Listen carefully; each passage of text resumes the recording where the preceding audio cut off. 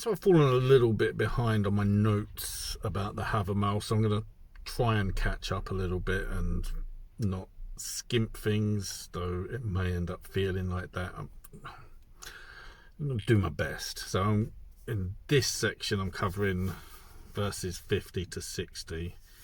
And we'll just go through a couple of the verses. So for verse 50, it very much strikes me as a no man is an island kind of phrase, that loneliness can make life tough. Isolation or even excommunication from a social circle can be difficult to deal with. Or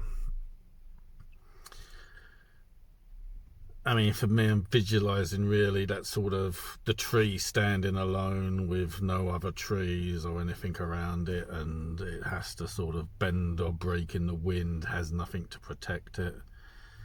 And I can appreciate that life can be tough when you're in that position, because it's always good to have the support of people, loved ones, family, friends. So it's really getting across the idea that it's not saying you can't stand alone, but it's better to have a support network. Moving to verse 51, it's just talking about you can, with the best of intentions, make friends with people, even if sort of, there are red flags that friendship is not going to endure, or despite your best efforts,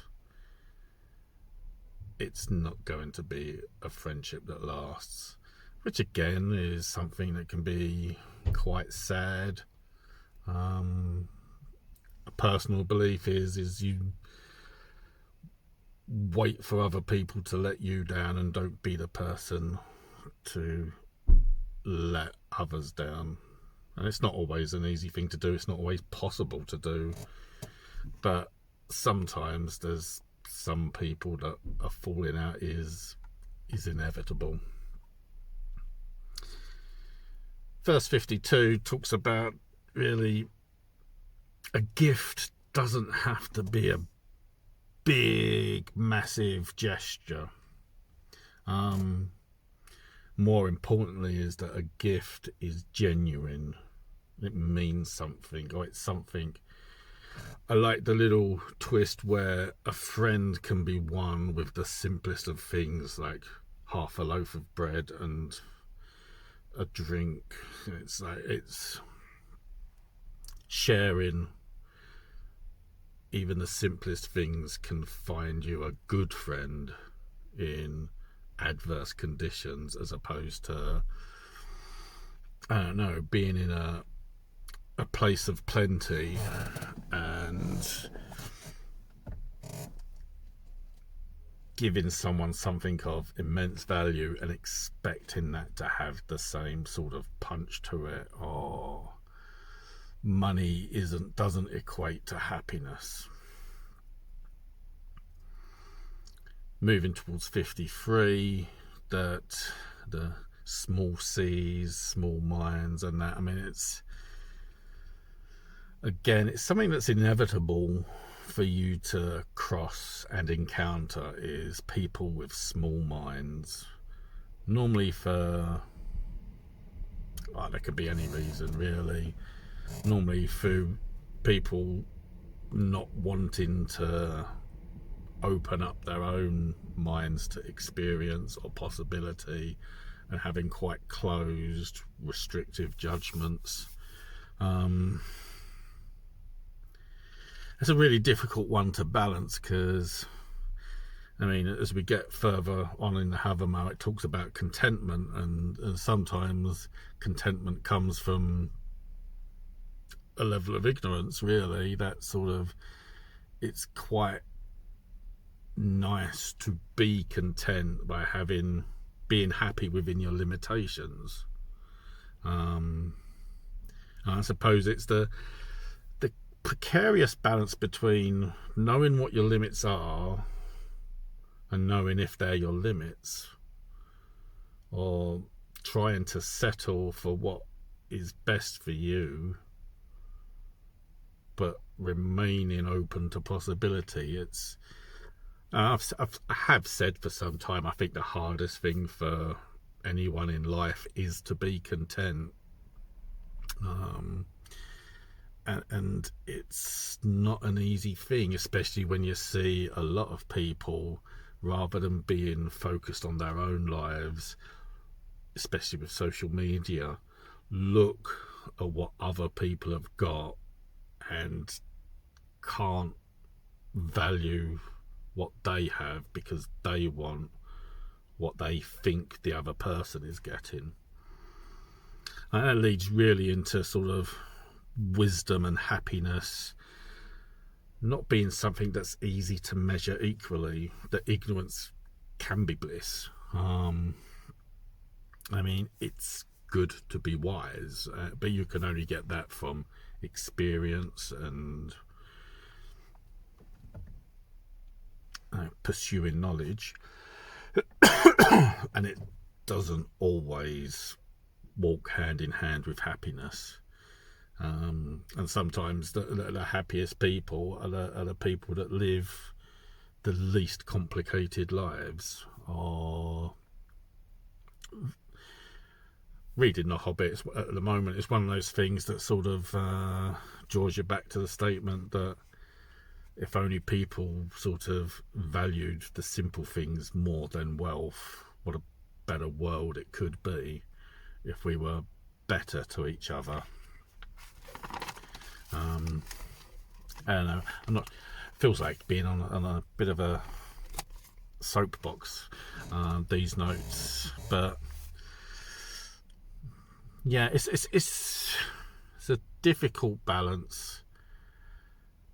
I think if you're focusing on one thing only, or not being aware that you have to nurture different parts of your life to let it all sort of converge in a center. And that, for me, the ideal state of being is to be content and not to be worrying about things, which of course we all have these brains that don't always let you do that. In the latter sort of verses, like 58 and 59, it's really about being proactive. The early start, the early bird gets the worm, if you like. It's that sort of, don't wait for something to happen, go and make it happen. I mean, it talks about sort of, it's the warrior who goes out early, wins the victory, if you like, but because they're not slumbering, they're not wasting the day. I mean, it's that sort of seize the day sort of vibe to it. I mean, again, it's one of those things I have observed. I've been through it, where it's sort of, you stay up till 2-3 o'clock in the morning, perhaps later, and you're getting up at, say, 7-8 o'clock, or not at all, because you reach that sort of point in your life where you may be suffering from depression, and it's, you're being sucked in by the dark hours, the dark times. And maybe it's one of those things that we do need the sunlight, and I personally feel better for rising earlier in the day, not wanting to waste the day, because I know everyone's always got 101 different things to do, and if you slow out if you're a slow starter, you're behind, and you're always going to be trying to catch up.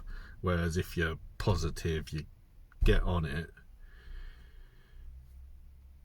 you create your own positivity by sort of then moving on to things, because you create a sense of accomplishment. I think finally for verse 60, I mean, it's preparation and experience through living sees you well prepared. And it really just sums up what I've just been talking about, and the whole section really. It's just that sort of make things as best as you can for yourself, and let nature take its course. I'm inclined to quote Captain Picard here a little bit. It's just like every so often you see it as a meme circulating, where it's something along the lines of where it is possible to make no mistakes but still lose, and that's not against you, it's just life. And I think sort of, again, if you're coming at your pits later in the day, haggard, set upon, negative, you're gonna get hit constantly by what you then experience as failure, or not catching up on the things you want to achieve, and you're cheating yourself in those moments, because if you sort of take the deep breath, take the plunge, get at it early, just create a moment, a burst of positive energy to go at it, you will feel better. And preparation and experience can hopefully teach you this, and you can move forward with this and change those bad habits. Let's say there's a couple of bad habits I've observed, I've done myself, which is that sort of staying up ridiculously late, energy drinks becoming essential to your day-to-day life, because you're struggling and you're getting sucked down, and they're not good for you. I mean, it's you can say the same about coffee. I mean, it's a sort of one of those life changes I've made. I try not to drink coffee after midday. That's a personal choice. I feel better for it.